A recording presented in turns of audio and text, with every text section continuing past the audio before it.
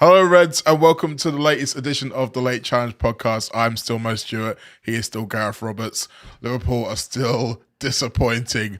Welcome to the latest therapy session, because that seems all the show tends to be at the moment. I want to say thank you all for coming. If you're here, it's because you enjoy listening to us rant and cry and try to reason our way through some things that are sometimes unreasonable, but you like the cut of our jib. You like the way that we try to analyse things. And I always think that I appreciate those of you who come over for that. We're all frustrated. We're all angry at times like this about the current situation. But the way that we are, the people that we are, we're always going to express those emotions with fairness and with respect. So if you are new and you're coming over here expecting wild OTT rants about this person or that person getting out of this club or that club or anything other, it ain't happening here. We aren't the rage baiters. That's not us. So you're better off turning away now. Okay? All right. Let's begin. Yeah, not a great week in the world of LFC. I think it's fair to say. One defeat, one draw that felt like a defeat. We're up to 9 league defeats now, which is the most since 2015-16, which was Jurgen Klopp's first season. Well, he came in halfway through.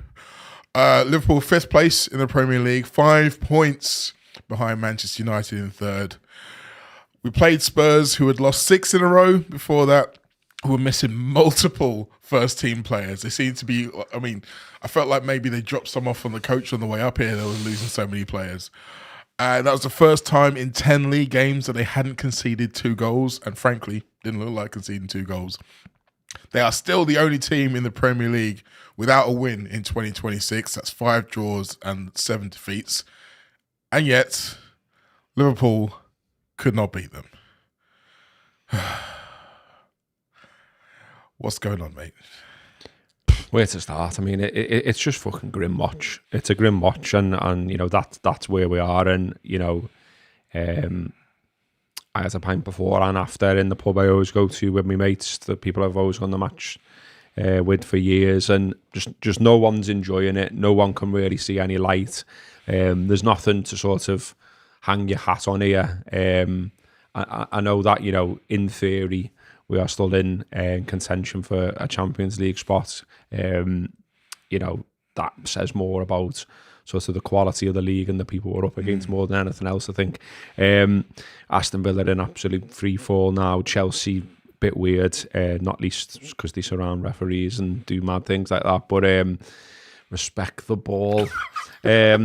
But yeah, we'll come on to that. But yeah, it's just a really, really tough watch now. And you know, it's hard to see how it turns round to any great effect with only 8 league games left to play. You know, an away game in the FA Cup at Man City. I still think we can, should and will beat Galatasaray on Wednesday. But then I don't think we've got any chance whatsoever against PSG. I really don't.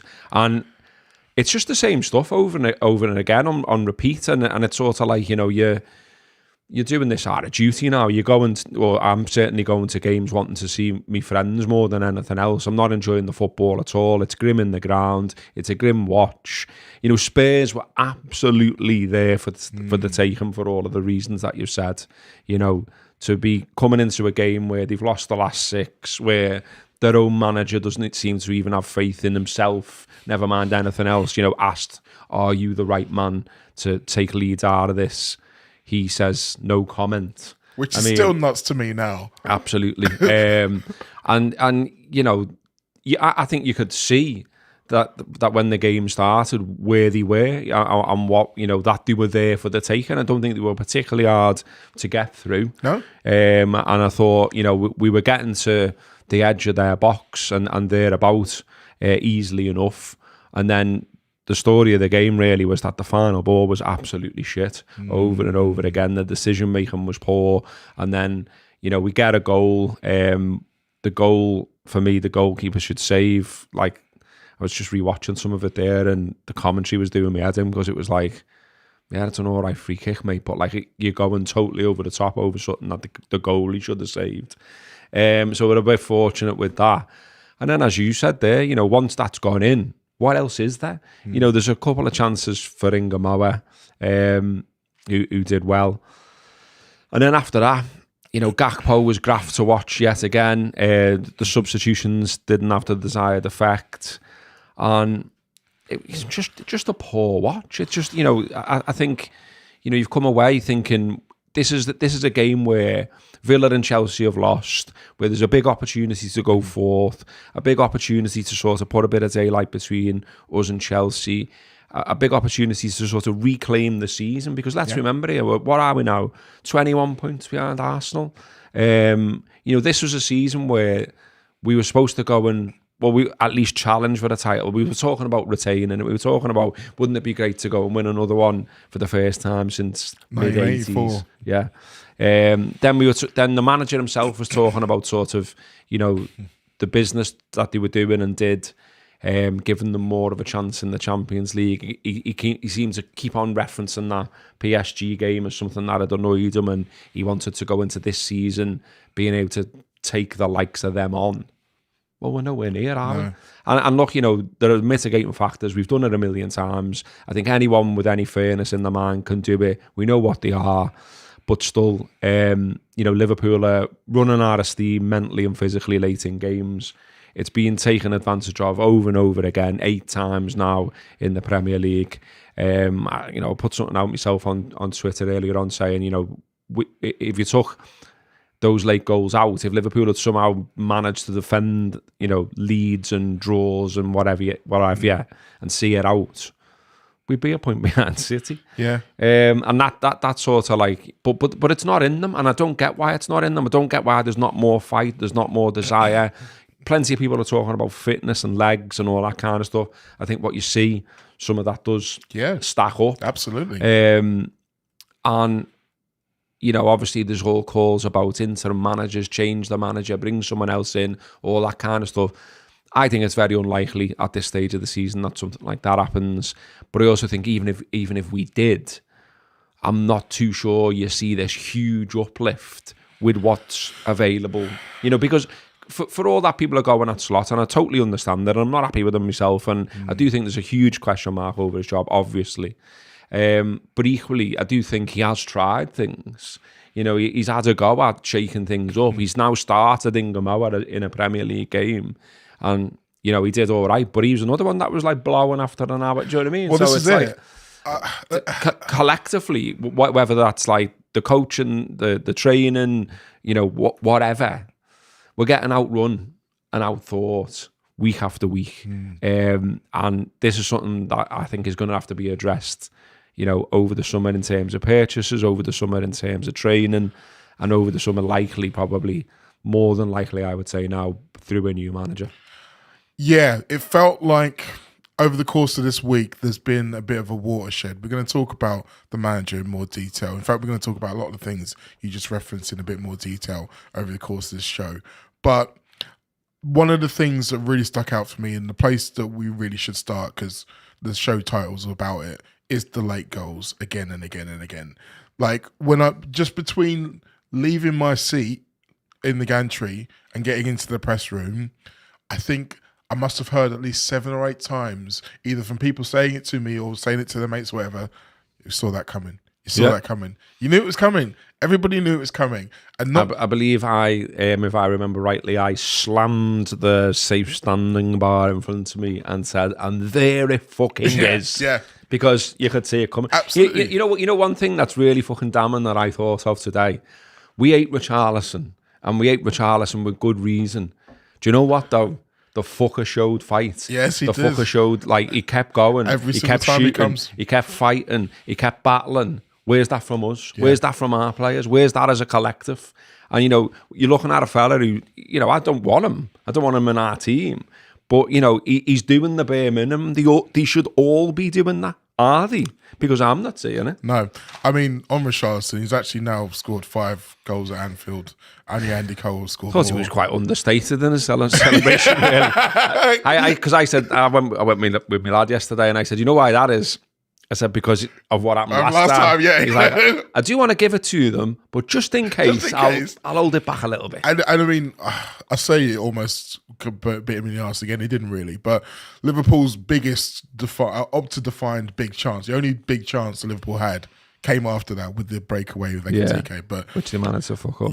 Well, we'll get onto that as well. But you mentioned the points that would have been different if Liverpool hadn't conceded those 8 goals. I kind of went a bit deeper into it because the thing that was frustrating me, or has been frustrating me about all these situations, is that we are quite close to getting away with it on multiple occasions. So, for example, I've got all of the late goals, all 8 of them here.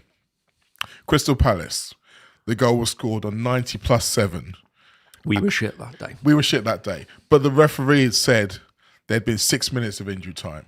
Now, obviously, it's a minimum, but when they say it's 6 minutes and you're in the 7th minute, there's a high chance you've probably only got about a minute or so to hold out to get the point. Chelsea, 2-1. The goals on 90+6 minutes, there was 7 minutes given as injury time. Leeds, the one away from home, the goal was conceded on 90+6. We were shit that day. Yeah, we were shit. Look, there's a running theme here, all right? But the Leeds goal was scored on 90+6, and there had been 9 minutes of injury time. So there was 3 more minutes to hold out. Bournemouth, we were shit that day. 90+5 was the goal. 4 minutes of injury time given. So again, just a little bit longer to hold out. The one real anomaly is the Man City goal, because the penalty, it was conceded 15 seconds into injury time, and there was 7 minutes given. So Liverpool had 7 minutes to hold out there.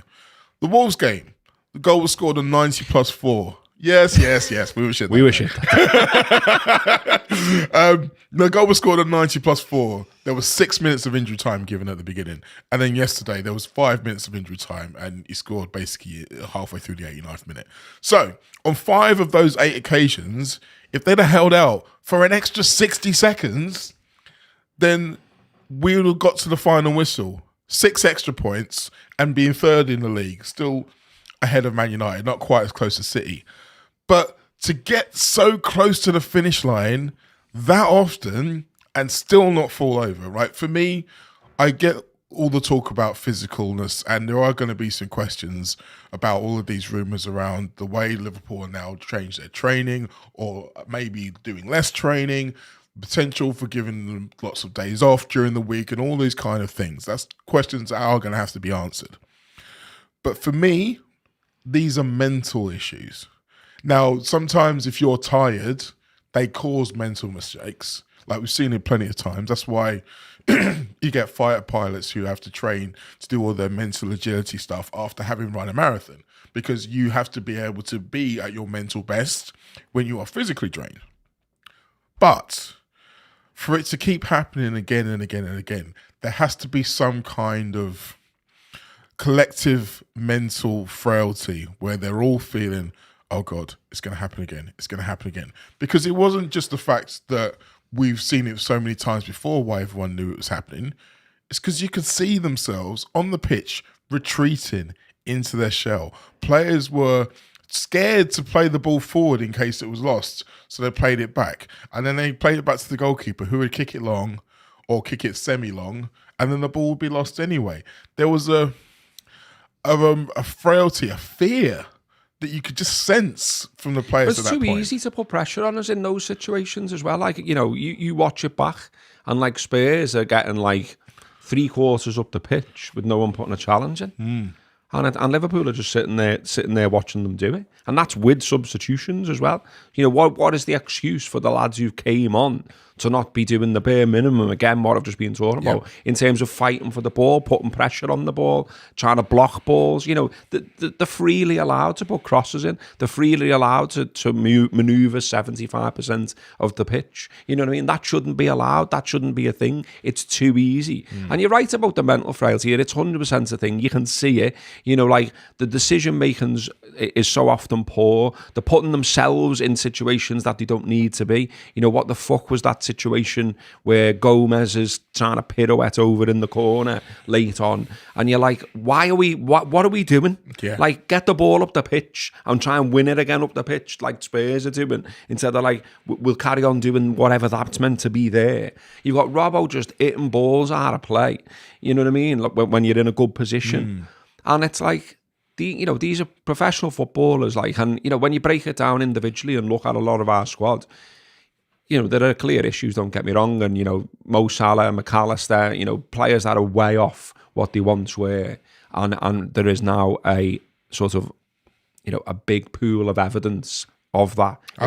So, but equally, some of the others, like, you're just like, I don't know how we can't sort it out that we can see out a game. I don't know how we can't sort out through the coaching, through a psychologist, through whatever it might be. When this has happened 8 times, I'm not really buying this thing that it's, but it's a different type of goal though, isn't it? Sort of goal, aren't it? Yeah. It's still like the worst thing to happen in a football match for everyone's morale, the players, the supporters, and no doubt him as well. So do something about it then. And are they doing something about it? Well, I haven't heard anything. I don't see anything new when they're setting up. There's still stages where they seem to just like, there was little bits of momentum, I thought, in the game. Like you think about the way they start the second half, and then all of a sudden it's a bit more high tempo, and it's like, well, that proves the point that you can be, that you can move the ball faster, that you can get to the edge of their box faster, that you can put more pressure on. So why don't you take the opportunity to do that more often? And why, when you're getting 1-0 up, do we eventually reach a stage of games where you're walking around and you're passing it side to side? I don't get that. They were there for the taking. They're mentally frail. They're on a bad run. They haven't won a game this year in the league. You know what I mean? Like, couldn't be more there for the taking. Surely there is no lack of motivation looking at the fact that, A, this is a match you've got to win. It's a wounded animal. They've got 12 players out, and you've got the opportunity, like I said, to go and get 4. You should be fired up to fuck for that. You should be coming out. You should be getting stuck in. And like, we were having a conversation in the pub about it, and honestly, like, I know that in the modern game, you can't throw in like Steve McMahon style challenges anymore. But you can challenge. You can show intent. You can be physical. Yeah. And everyone else is more that than Liverpool are every week. This is what I mean about being outfought and outrun. Like, someone was putting running stats on the internet last night that I saw, and Liverpool aren't running as much as their opponents are. So why are we losing games? Well, they're putting more into it than we are. As simple as that, for starters. Yes. So why don't we have? Tell you what, mad idea, lads. Why don't we up our intensity then, and at least match that of the opposition, and go from there? And then use like the FA Cup style games. That's what you'd always say: match their intensity, match their effort, and then your quality shows through. And there has to be a fundamental reason why they're not doing that, because these players aren't stupid. They know that as well as we know that. So there must be a reason. I keep thinking back to last season. Last season, Liverpool won 10 league games by a single goal. And in a lot of those league games, they were having to defend in the last 10, 15 minutes of the game. They had a fragile lead and they had to see it out. And guess what? They did it again and again and again. So they know how to do it. They have done it before. So for them to not be able to do it anymore, you have to look at what has changed between now and then. And yes, you referenced earlier on some of the issues the team have had collectively that would maybe affect would highly likely affect mentality. And there's no doubt that comes into it. But for me, there has to be something else as well. There has to be some kind of structural things that have changed or that can change to try and get that back. Because at the moment, if you're going into every game believing that if you've got a slender lead or a draw, then you aren't going to hold out, guess what? You aren't going to hold out. But anyway, let's wind it back to the beginning. Quick little shout out. Nice to be live again, by the way. And thanks to everyone who's jumped on. Don't forget to press like and subscribe and all of those sorts of things. We never say that on here, but everyone else who makes content does, and perhaps we should start doing it. There you go, done it. Thanks to Ted Moore, who's thrown in 10 quid and just says simply, therapy tenner. Tenners always help. And also to Jay, 30,000, lots of noughts. He, she, they say it's a combination of the Hodgson era with the end of Brendan's reign, soul deadening. My greatest fear, not Arsenal winning, but United winning 21 before us. Please have a pint and some crisps on me, lads. Well, I appreciate the Thank you. I appreciate the sentiment. Well, half of it. I'm also quite scared about the United resurgence, but we'll see how long that lasts. Anyway, we also have. I don't know if you've got this anywhere in your agenda, because me being me, hi, smash the fucking laptop screen. Not out of rage, just out of being a dozy klutz. So thanks to Apple, who are currently sorting that out. So I'm now trying to do this with a. I don't even know what my point was now. I've completely lost track of where I was going to go to with that. I had something really good to say as well. Soz. Someone's just sent us loads. Is this dong? Someone sent us loads of money, but it's in a... I don't know what it is. Soz. But anyway, and it's also a mad name. Bahareth Gowda 4550.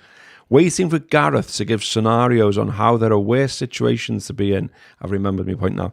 And how it's not all on a manager, hence we should get behind him. The players' manager are rightly being called out. When are the fans going to start asking questions of Hughes?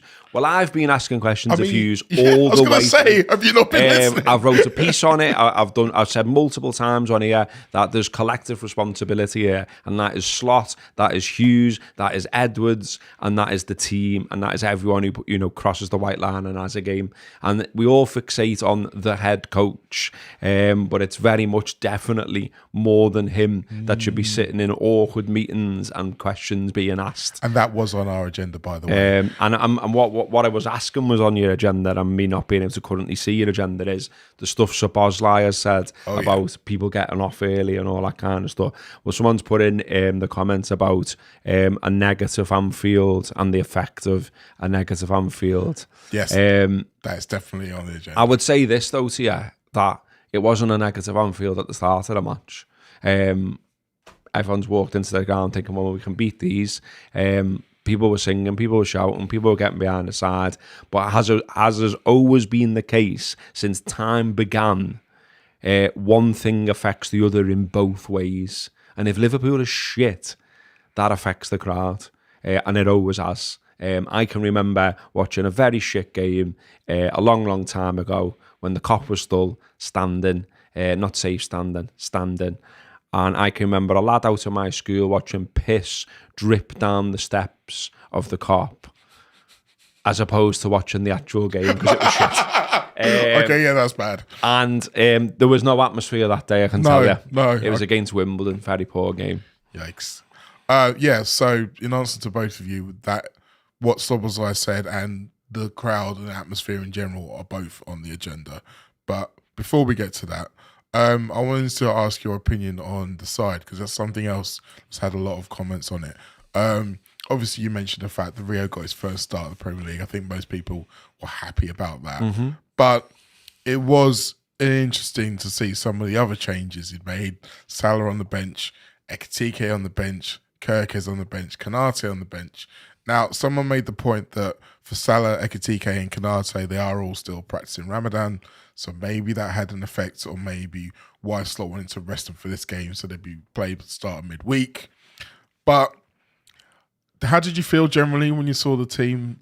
Obviously you talk about how bad Spurs are, but were you like, yes, this is the team to beat this team? I thought it was a lot of changes for a game that we very much needed to win. For all the reasons I've already said, so I'm not going to say it for a third time. You all know. When I saw it, I thought it was a lot of changes, and I just thought as well, I sort of understood that you can't just keep going to the well with Ekitike and just say start every single game ever and expect them to play well. And there's not a lot of options through the middle. But when I was working it out in the pub and I thought that's Gakpo up front, I can't say I was particularly happy. And it sort of unfolded how I expected it to unfold, to be honest, in respect to that. He battled away and all the rest of it. The keeper makes a good save from him, doesn't he, as well? But there are a couple of occasions there where I'm like, that's where you quite clearly haven't got a proper striker on the pitch. There are two instances where the ball goes right across the face of the goal. And I think if you've got, I know in the other show you want to talk about Robbie Fowler. in another world, if there was a Robbie Fowler these days knocking around in that box, he would be putting them in the back of the net. Absolutely, yeah. Well, I mean, the closest we had to Robbie Fowler in recent years is that fella, and he'd have been exactly the same. I think when we're talking about Rio... That was Diogo Jota for those listening. Sorry, it was audio. You're always on the ball with that. I always think it's a bit of a shame for Rio because I don't think he's played with Ekitike yet. And he is the one who's most likely to have those striking instincts of all the fit players we've got at the moment. So you're not really maximising what he's doing by not having him there. And I do feel for Gakpo in a lot of ways, but we have to remember that one of the big things that we gave Slot loads of credit for last season was stopping playing Gakpo as a striker because Klopp had done it to death and we'd all seen it didn't really suit him. So it was Slot's decision to say, no, mate, you're a left winger. And we all thought that was a big contributing factor to why he looked better last season. So to then undo that feels a little bit counterproductive. And I did think that he looked a lot sharper when Ekitike was on and he was back in his old position. But let's talk a little bit more about Rio. Squawka told us that he was the first player to attempt 7+ take-ons in a Premier League game this season and complete every single one of them. No Liverpool players completed more take-ons in a Premier League match in 25-26. I thought in the early going of the game, it was weird. There was almost an over-eagerness from a lot of his teammates to give him the ball to the point where they were rushing passes. Like there was one in particular where Robbo just plays it over his head when there was a beautiful opportunity for a counter-attack. And I'm like, guys, calm down. Just calm down. He's just literally there, just passing the ball. But after about, say, 25, 30 minutes, he really started to like get into his groove and he scared the living daylights out of those Spurs players. Like Pedro Porro in the first half. Pedro Porro's a good defender. He had no idea how to deal with him. And I understand the kind of the fearlessness of youth and you got a weapon like that you can use. You want to use it. You want to use it. And as much as I enjoyed watching him on the ball and seeing him make decisions and not do the same thing every time and beating men and getting the crowds going, all the time I was watching him, I was thinking, how on earth have we got to a situation where this kid is our only attacking option? Because he was. Yeah. And that's where we're going back to saying, well, this is about the general strategy that has been taken in terms of ins and outs in the last 2 transfer windows. Liverpool have ended up with a squad where there's no pace on the wings, and we've ended up turning to a 17-year-old lad and saying, go and win us football matches. And look, I thought he did well. I've seen people already sort of throwing stuff up about end product. I mean, it's a bit early for that, isn't it? When it's his debut. Well, it's not his debut. It's his first start in the Premier League. As starts go, from the start, I thought he was clearly a threat. He had a couple of opportunities where he could have scored. He put a couple of good balls in. Did he make a couple of mistakes or make the wrong decisions at times? Yeah. Is that absolutely going to happen? Of course it is. He's work in progress, isn't he? But the thing I like about him most, I think, is one thing that really frustrates me about watching Liverpool and has done all season is the sort of passing the buck in terms of how they play. Like, I thought Wirtz was guilty of that yesterday. Yes. Like we paid a lot of money for him. He's a playmaker. He's a player that you're supposed to be able to build teams around.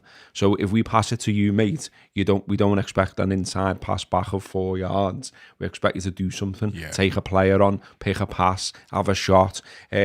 And he was doing none of that, and I didn't get that. It's almost like, well, you may as well not be on the pitch then, mate. Whereas, Rio is taking the man on, and maybe he was doing a bit of B-grease at times and taking them on again and again. but it's that sort of like, I'm going to go and make something happen. Yeah. I'm going to drive into the box. I'm going to try and win a pen. I'm going to try and set up a goal. I'm going to try and score a goal. That's what we all want to see. And I thought, Frimpong at times as well, on the other side as well. And like I say, in sort of the start of both halves, there was bits of, this is what we want to see. Here we go. That's it.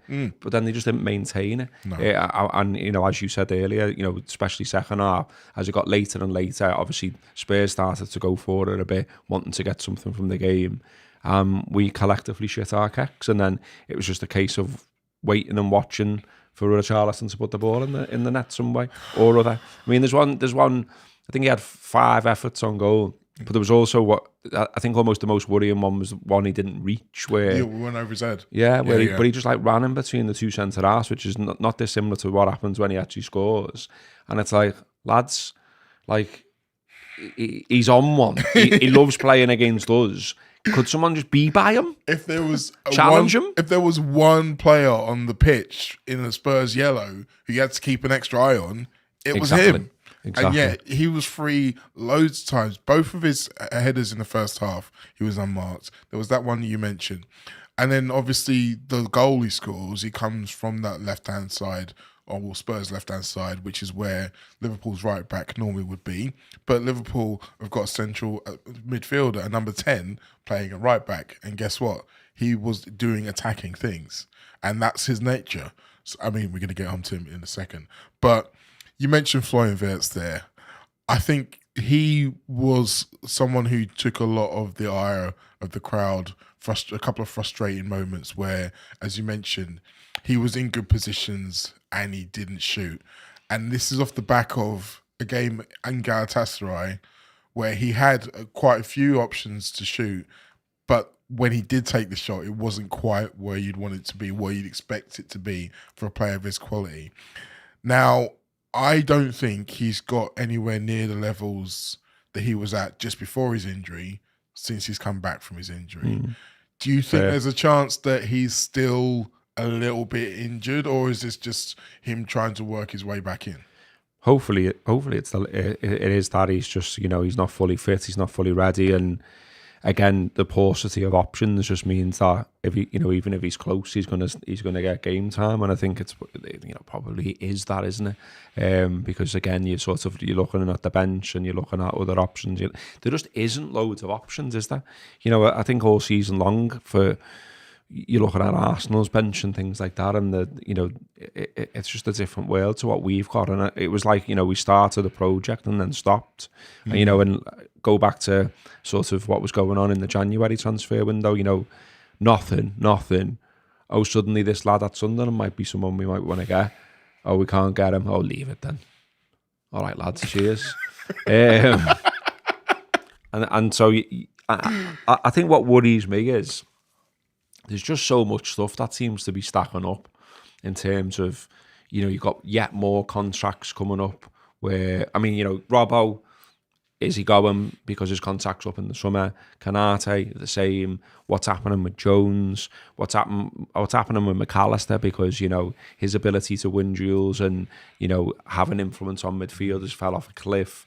We need to buy players. What about the drop-off or the difference between Europa League and Champions League in terms of revenue, in terms of tempting players in? These are all things that can massively set back any kind of plan, and it's really, really worrying. And it's I don't know. I said before that I know. I had a bit of on one of the overlap episodes. I think I was saying it, and Carragher was like, "I'm not sure about like what you want to hear though from sporting directors, but I want to hear from someone that there's some kind of plan, that there's some kind of." Because it just looks worrying, and I think that's the thing for me. Like, those people that I mentioned, the pub are going and all that kind of stuff, are people that have gone for years and years and years and years and years, myself included, my mates included, and you're just a bit like, I don't know how we've got here from winning the league. I mean, I don't even think it's just about wanting to know that they've got a plan. I think for me, I want to hear an admission of what their plan in the summer went wrong. Not that they were unlucky, that they were wrong. Because there's the difference between the two. You can say they were unlucky to get the injury with Giovanni Leone. That's fair. You can say that they were unlucky. I remember now what it was like when we didn't have comments. Who the fuck is scapegoating Wirtz, mate? In the comments now. Oh, now the scapegoating Wirtz. No, mate, he just didn't play well. And he was good the other week, mate, yeah. And guess what? If he plays well, we'll say he played well. And if he plays shite, we'll say he played shite. It's not scapegoating him, he just didn't play well, mate. But neither did half the fucking team. And we have mentioned quite a few others as well, and I think we've been going through gradually everyone who hasn't been playing well, mate. Just like blows me mind the takes on the internet and in our comment section sometimes. What are you on about? Sorry. No, that's fine. The comments are back. Hey, we are live, ladies and gentlemen.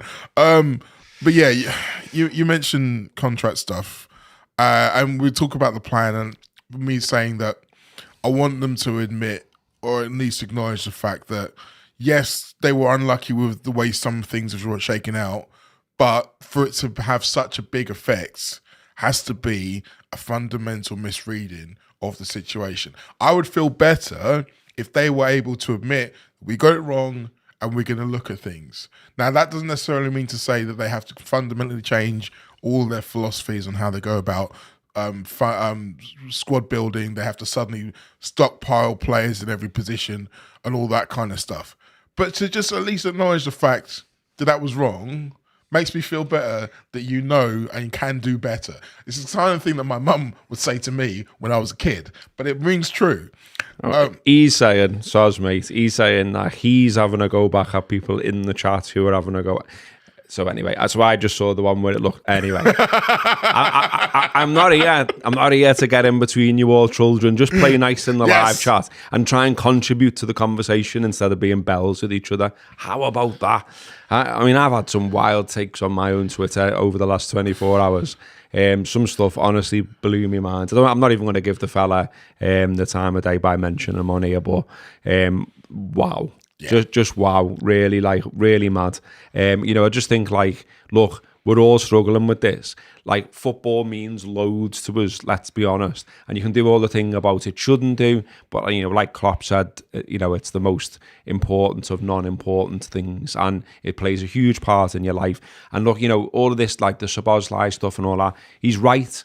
He's right when he says it doesn't help when people get off. He's right when he says you're looking up at empty seats, it doesn't feel like you're supported. Klopp said the same stuff. Yeah. So, it was right when Klopp said it, and it's right when Szoboszlai said it. But equally, if you, and I'm going to bang on about them again, yes, here he is, Mr. Ticket Price. But if you ask us to spend so much fucking money on this thing, so we have to make sacrifices elsewhere to keep doing what we've always done, then guess what? When it's not great, we will moan and people will walk out and people will even boo. And I don't like booing, I never have. I think it's a bit weird. It's all a bit pantomime. What does it add? What does it do? What's the fucking point in it? But some people choose to do it. And they'll say, I paid me money, so... And they've probably got a point because we're being asked to pay more and more money as things go on. So, okay, let's get into this thing because you have kind of really nicely led into what I wanted to ask you about, because I am conflicted about a lot of this as well, because I do think that we spoke so often about having a great atmosphere at Anfield and the positive impact it has, and how the players have spoken about the positive impact it has on it. It's only fair to acknowledge that the opposite is also true. And when we were talking about it being inevitable that the equaliser was around, I feel like the way that the atmosphere was, the players could almost feel like the fans felt, well, we're about to concede here. And it becomes a bit of a feedback loop, doesn't it? And self-fulfilling prophecy. Yeah, almost, and you're right. Like, it's entirely understandable, given the season that we've had and the way things are going and the money that is spent to be there, that people will be angry and frustrated. But the question I always ask in these situations is expressing that anger and frustration counterproductive? Do the groans and the moans actually make it harder for the players to do what we want them to do? And is the indecision and the anxiety meant that what they're retreating further into their shell? How do we break that cycle? Because it's almost human nature to do it, but at the same time, like I feel the same with the booing. It's like, I understand there has to be a point when you're able to voice your opinion, but surely we want to do things that help the team, or we all want to get to a point of view where the team are doing well. And if we can influence that, we should. But it's always been a two-way process, hasn't it? And I think this is where, Arne Slot, what he's finding now, I think one of the problems almost, if you want to term it that way, is that, yeah, he won the league last year, and he deserves respect for that. And there's a fucked up logic if you're saying, he won the league last year because of the players and not because of himself. And now when things go wrong, that isn't because of the players, it's because of him. Like, I don't get how you can have that logic both ways. But one of us problems when things are going wrong, which they very much are this season, and, 13 games, all comps, and all that kind of thing, defeats-wise, is grim in any year. A problem for him is that everyone now compares to what we had with Klopp to what we've got now, and how Klopp dealt with these situations and how he deals with them.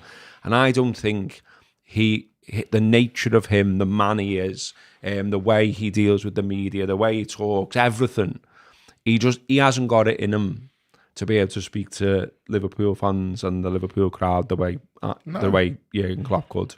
And I can remember, let's remember that it was early doors when Jurgen Klopp started to get into the psyche of the Anfield crowd. Absolutely. And I remember thinking and saying at the time, it's fucking quite brave this to take on fans, because they'll tell you to fuck right off if they think you're out of order. Now, I just feel as though Slot's never gone anywhere near it. No. And he's very matter of the fact, very straight bat, and he just, he let a little bit go when we won the league and when we beat Tottenham 5-1, ironically. And, a little bit come out then, didn't it? And he let himself go a little bit, and we saw maybe a little bit of another side to him. But in general, he's not a fist bump man. He doesn't, G up the crowd. He doesn't call for atmospheres. He doesn't call for the power of the support. And the football that this team plays at times doesn't engender that either. That is the problem I think we're going to get to, because really, like what you said, it really does kind of feed each other. So the fans like to see something on the pitch that they can get their teeth into, which then helps. But the nature of the way Slot appears to want his team to play means that it's going to be efficient rather than exciting. And if you're in the crowd, you need excitement. That's why Rio's had such a big impact, because he's shown us what he's been missing. And it's not always just that, is it? I mean, said before about challenges and being physical and all that. It almost took the fucking roof off when Conor Bradley went through Mbappe, didn't it? Do you know what I mean? Was it Mbappe or Vinicius or both? Well, yeah, he did them both. Yeah, but that kind of stuff. You know what I mean? Where's that as well? Do you know what I mean? Where is the passion in what we see in front of us? And it seems largely devoid of it. Do you know what I mean? And it's so the two things have always fed off each other each way. Even things like when we had Sadio Mane, I can remember a game where someone put a heavy tackle in on him, and not only did he bollock the player who'd done it, he then turned round to the fucking crowd and was like, come on, and fucking getting the arms going and all that. And you were like, it's right, Sadio. And then off we went. There's none of that. No. I mean, I don't know if you've heard Oxlade-Chamberlain talking about Sadio Mane. He was on the Ben Foster's podcast, and he asked him about the front three and are they the best three. And he was like, Salah can be the one who's I think he said he can be crap all game and come up with the winner. But when the team is crap, that's when Sadio comes to the party. Where you can just throw it up to him, and he'll just throw himself in the air, elbows out, take it on the chest, beat 3 men. Like a street fighter, like someone who, you inject something into it. And I just think at the moment, we're severely lacking something like that. We haven't really got an Arlas in the side. We haven't got we haven't got a player where he's going to take it by the scruff of the neck and go and do something. And it's mad that, we were essentially yesterday looking at a 17-year-old to do exactly that. And he had a good go. He did. And he ran himself into the ground. And, when he got subbed, I don't think Liverpool looked better without him on the pitch. But I think the sub had to be done because... He'd run himself into the ground. Yeah, he had nothing left to give at that point. So, but again, in terms of recruitment, I can't see on Richard Hughes's list Bayern Arlas being on that list, but you know what I mean. Those characteristics, we're missing a little bit of that, and we've got to get back to being a side that can cope with physicality, because we're really not. And some of it is just worrying for me as well, because even people who have physicality aren't using it. Like what's Virgil doing on the goal? Like I can't even remember the fella's name who's just like Colomwani. Yeah. He's just holding them off. Yeah. And it's like before he's reached the box, fucking push him over. Yeah, I know. Like, and it goes on for a while as well, doesn't it? Yeah. I was watching that just thinking, oh, this is not good. But yeah, like all of that, I think who screams at each other as well. I know Virgil's the captain, and he bollocks people now and then and pulls a bit of a face or whatever. But like in COVID was the example, was the moment where I think we all got onto it, wasn't it? Because the ground was quiet, and just this game of footy's taking place. You could hear like Henderson orchestrating it throughout. Do you know what I mean? And we haven't got anyone like that. No. Do you think we're maybe like a bit of a quiet team, a bit of a shrinking violet, collectively? So it's interesting actually, because I felt like the one person who I would believe could and should do that in our squad is Robbo. But one thing I've noticed is that he doesn't do, if he's not having a good game, then he feels like it's harder for him to then start shouting it. And I mean, that was probably the case again yesterday. And it's difficult because it doesn't He's come... not great on the goal, lad. No, exactly. And it doesn't come naturally to a lot of them. I think you can see there are some... Well, there's one in particular who I think is aware of it and is trying to be that person, which is Dom. But I don't think it comes naturally to him either.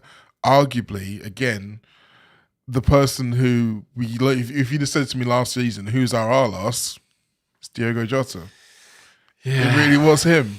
And I just don't think it comes naturally to everybody. But I mentioned Dom. Let's talk about him now. First of all, some cool stats. It's 5th free kick of the season, which is more than any of Liverpool players managed in a season. And yes, we can talk about the fact that the goalkeeper's got chocolate wrists, but I still am more confident when he's standing over a free kick than I have been over every player in Liverpool since Steven Gerrard. Speaking of Steven Gerrard, you mentioned his post-match comments. You mentioned the stuff he said about people getting off. I was drawn a little bit to what he was saying about if we don't shape up, then we should be happy we'll be happy to get into the Conference League. And that whole section of the interview, that's the part that a lot of the media have jumped on and made headlines out of. And for me, it had a bit of shades of Stevie after the Olympiacos game where he's like, I didn't want to wake up in the UEFA Cup. And as much as on that day that was seen as a positive thing, the underlying hint there was really like, if we're going to be shit, then I'm not going to be here to be shit with you guys. And I don't know if this is me reading too much into it, but I'm beginning to feel like that vibe is a bit coming off of Dom, where it's a bit like, I'm putting it in. Why is no one else putting it in with me? And I'm not necessarily going to be here and try and drag all you lot along if I'm not getting anything out of it. I'm glad he's fucking pissed off because, at least it shows you give a fuck. And the rest of his quotes as well, I think there's a little bit in it where he's talking about that they've had some kind of face-to-face at previous points and talked it through. Well, not working, is it, lads? I mean, you've lost to Wolves, who were shite, and you've now drawn with Tottenham, who were shite. And look, like I say, I'm glad he cares, but do we enough care? And just like, is the collective mood, is the collective spirit right? And it doesn't feel like it is. I don't think it really doesn't feel like it is. And then that transcends into into the stands and people not enjoying going the match. And it's like, I did a little video in the week for the late challenge, and I was talking about on that. And to be fair, a few people mentioned other games, which is fair. But I was saying, if you go through the whole season and look at all the games we've played, even in victory, so many times we were unconvincing. Absolutely. A West Ham fan that I know messaged me wishing us good luck before the game, and then after the game, we were just having a bit of an exchange about sort of where it's left the relegation battle, and I was like, yous were better than Tottenham. Yeah. And yet we somehow won 5-2. But, that day, all the set pieces dropped in, didn't they? But at my point or one of the points I made on the video in the week is genuinely how many performances from Liverpool have there been that you would hang your hat on as, there we go, that's Liverpool. There you go, that's what we do. And the one I forgot, to be fair, or at least one I forgot when we talked about it in the week, was Inter. Inter was good. And what did Inter have? Fight, battle, passion. I think the frustrating thing for me is that the ones that come to mind, a majority of them are away from home. So Inter, Frankfurt, Marseille, even Sunderland. Yeah. And then you can compare that to at home, you mentioned Real Madrid in the video. I would almost give them Villa as well, because that was back-to-back and they were both quite good, although I think, again, with Villa, we were lucky that Martinez decides to pass to Salah from 5 yards out. But, yeah, that is the point, isn't it? There's a lot more shit than there is good, though, isn't there? Do you know what I mean? We're having to really kind of sift through PSV, I was genuinely scarred. I was in the pub, 1,000 yards there with a pint, just going, I don't know what we're doing here. I genuinely feel I think back to that day, and if they'd have said the next day the slot had been sacked, I think I'd have been like, okay. I think well, it felt. I've got to say, it felt similar mood yesterday. Yeah, wasn't a whole lot better. A lot of people just going, I don't know what we're doing, and saying and being brutally honest. I think I said it. I had a few pints, so I can't remember I said it or someone else said it now. But it was we don't deserve Champions League football based on what we've turned out this season. No. We might still scrape it, but like I said before, it'll be more based on the fact that Aston Villa and Chelsea haven't gone and taken what they should have done really by now, and the fact we're still knocking around and we're still thereabouts. We keep getting more and more chances to go at it, but not taking them. I said the same in my match report. I was like, it's hard to watch this team and truly believe they're one of European elite. At the moment, you can sell me on the fact that by the time next season comes around with changes in the squads, then they can be a different proposition, and maybe more, like you say, more likely by the day, changes in the dugout. That's fair enough. You can say that, and you can say maybe that was what will happen. But looking at them now, and trying to tell me that these players are going to be a force in the Champions League. Liverpool were favourites to win the Champions League at the start of the season. That feels like a lifetime away. But we lost 13 now. How many are we going to lose? Because I think I said this somewhere, but we're unfortunately we're in a place where we have to keep repeating ourselves because we're talking about another shit Liverpool performance. Brighton away. That's not something. The form that they've suddenly come into, yeah. Yeah, and it's never sort of a gimme anyway, is it? Do you know what I mean? Man City away in the cup. We've got to go and play Everton at their new grounds in the derby. Okay, they haven't been great at home, but you can fucking bet your bottom dollar. That'll be their best home performance in a long time. Yeah, that they'll come and have a go in that game. We've got to go to Man United. We've got to go to Aston Villa.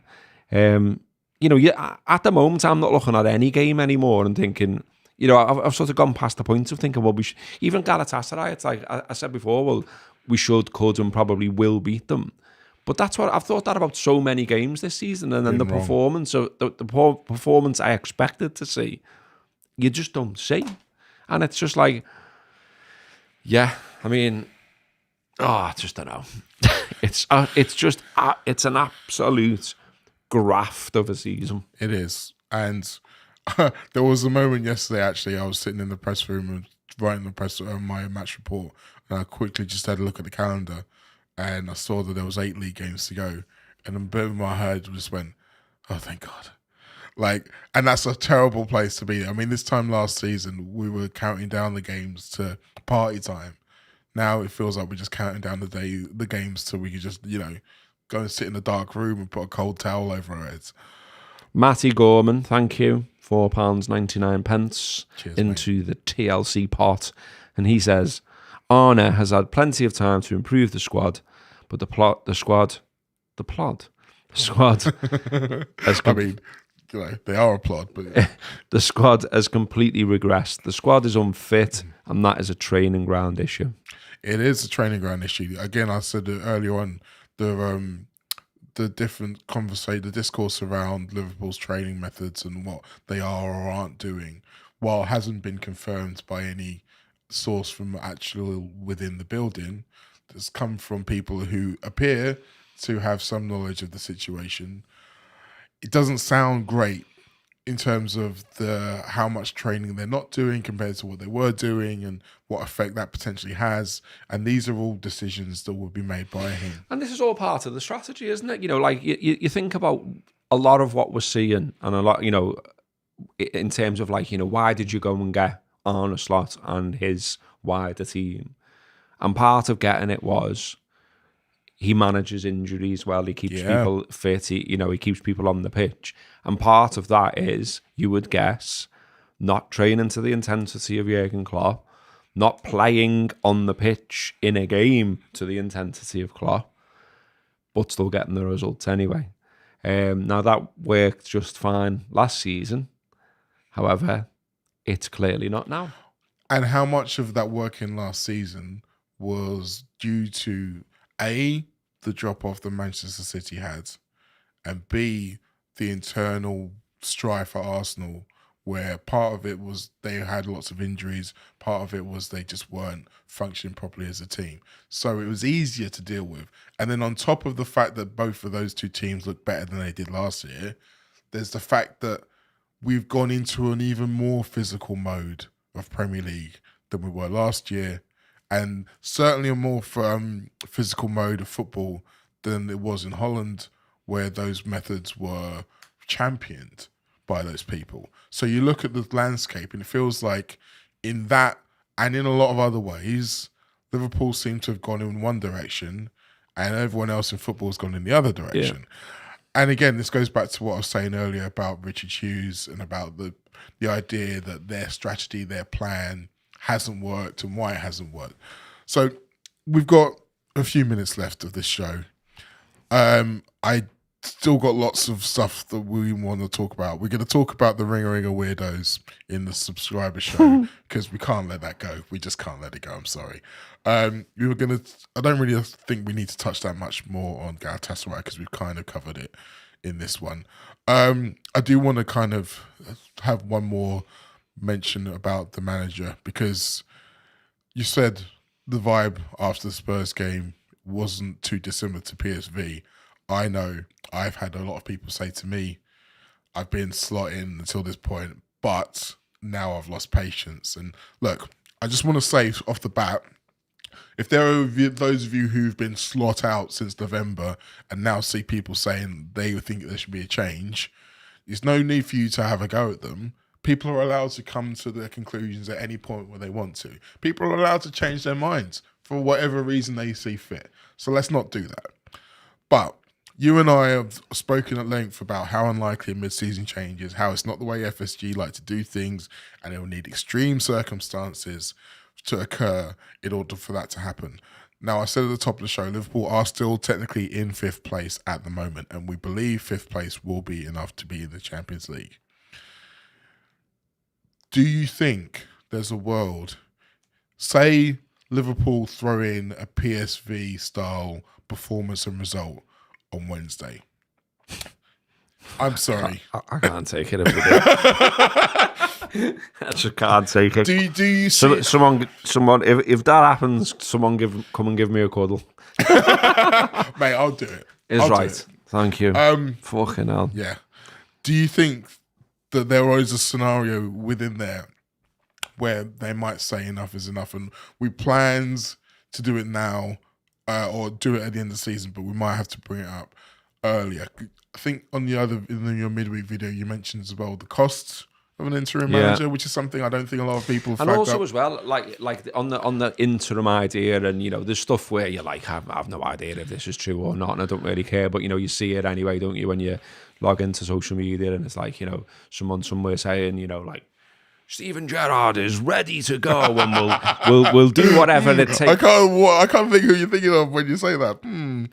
Oh, it's KFC, lad. But you know what I mean? Like, the maybe he is ready to go, and maybe he is ready to step in, and maybe he is ready to do a job and all that. But again, I would just be surprised, really. I mean, like we keep saying, could another manager come in right now and make any difference? Well, the problem would be that it would be the same squad, and a lot of the structural issues that I think Arne Slot is finding a challenge would still be there for another manager. But could they do the tub thumping stuff and get them to run a bit harder and show a bit more passion and all that kind of stuff? Maybe, because when Klopp came in, I went to Klopp's first game, which was Tottenham away, and if we all remember it, it was 0-0, but Liverpool suddenly ran a lot more and put a load of effort in, and Adam Lallana's fallen into the manager's arms, goosed, and all of that kind of stuff. And because of what had come before, we were like, yes, yeah, I'll have that. Yeah, that's all right. That, and so you might sort of get that. Basically, I think you might get a bit of that. Is that enough though to go and blow a load of dough? And I would imagine that a group of people that have made their billions, because it is billions, for those that read those reports. That's all right for you, John, innit? You stick my ticket prices up though, lad. But yeah, billions. It's about taking emotion out of everything, isn't it? And so, and when they take the emotion out of it and look at that and think, well, Slot's still got a chance, basically, of getting fifth. Whether you think he's got a chance against City, probably not. Whether you think he's got a chance of going any much further in the Champions League, probably not. But they're still in it. So imagine that's what they're sitting down and saying. And then say they went and got Gerrard. Okay, so Gerrard comes in, Slot goes, Gerrard brings his own team. He walks out on the pitch, he does the scarf, he does the tub thumping interview. We're all made up, we all love Gerrard. Gerrard's a legend. Then how does it unfold from there? Well, if he does badly, that's horrible, because we don't want to see Steven Gerrard being a Liverpool manager and doing badly. That wouldn't be nice. No. Then you've got to pay him off to get rid of him, and you have remember what it was like when Kenny was sacked. Yeah, that was grim, wasn't it? Great. Do you know what I mean? And it was fucking brilliant when he come in. And I remember being at Old Trafford, and it was fucking glorious. And we were, I remember doing the front cover of Well Read at the time, Kenny's from Heaven, all of that. Yeah, and you know what I mean? And it was like, this is boss, this Something feels like Liverpool.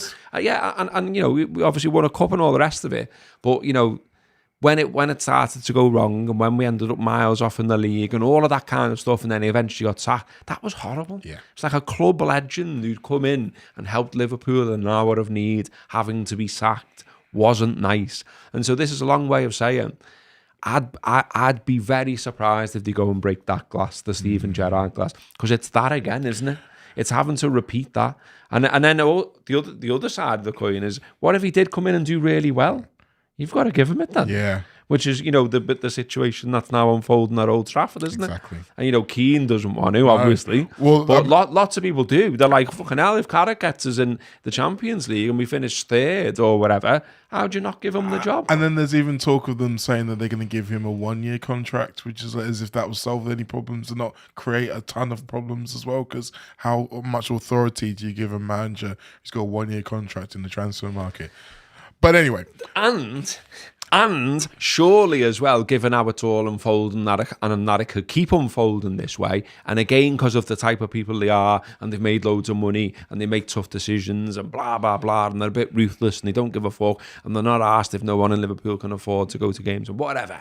They will surely, behind closed doors somewhere, be saying, well, what's the plan if X happened? There must be an X. Yeah. X is a certain number of defeats, or X is not qualifying for the Champions League, or X is this, or X is that. But whatever it is, I'd be shocked, and it'd be fucking daft if there wasn't some kind of plan, wouldn't there? Yeah. So whatever it is, what is it? Well, we don't know. And I think over the years the club have got better at largely keeping things in-house. But say, for example, because lots of people keep saying this, say it is Alonso, right? So Alonso's gone to Madrid, not had a great time, left. He's knocking around, going to restaurants, seeing his family, having a nice time, no doubt getting some sun on his face and all the rest of it. Texting Arbeloa about all the players. Yeah, that prick. Say for whatever. So say someone sounded him out on the QT about Liverpool. Would he want to step into this in this moment with the expectation that as soon as he comes through the door, not being able to buy anyone, he's got to deal with this squad, the same issues, the lack of pace, the Mo Salah situation, the McAllister situation, the lack of a striker, Isak being 125 million worth of broken leg, whatever. Come in and be like, lad, get us fifth, win the FA Cup and take us to Budapest. Yeah, hit the ground sprinting. Wouldn't you, if you were him, go, I'm interested, but not now? No. And so if that's the case and that's your number one target, then you're just going to have to stay where we are.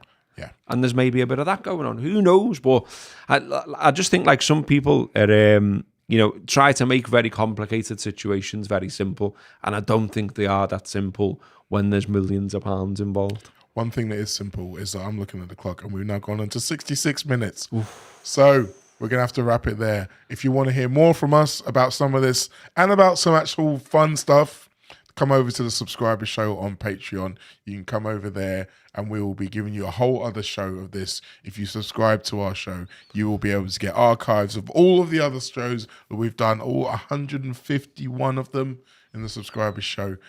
Plenty of gold in there as well. I'm going to have to shut up because you're desperate to throw in something, aren't you? I've just got to say, because I do always try and do it because I think it's important to just to say thanks to one other person who's now thrown us some money. It's much appreciated. AB6 Series has sent us $9.99. And it's always a way of getting to say something as well, because I'm going to read it out if you're throwing us though. He says, the golden sky that has been most consistent this season is you two and this podcast. Praying the rot stops and we resurrect ourselves to full bloom and dynasty. Cheers and gratitude, Mo and Robbo and the chat. I mean, isn't that? I felt like I've had a hug. Yeah, there you go. There's that hug I wanted, and but in virtual form. Thanks, mate. And a perfect way to end as well. This has been your therapy session. Thank you for joining us. We aren't going to charge you as much as you get charged at a psychiatrist, but if you want to come over and throw in £4 a month for a subscription to the Patreon show, we wouldn't mind that either. If not, we'll see you next week.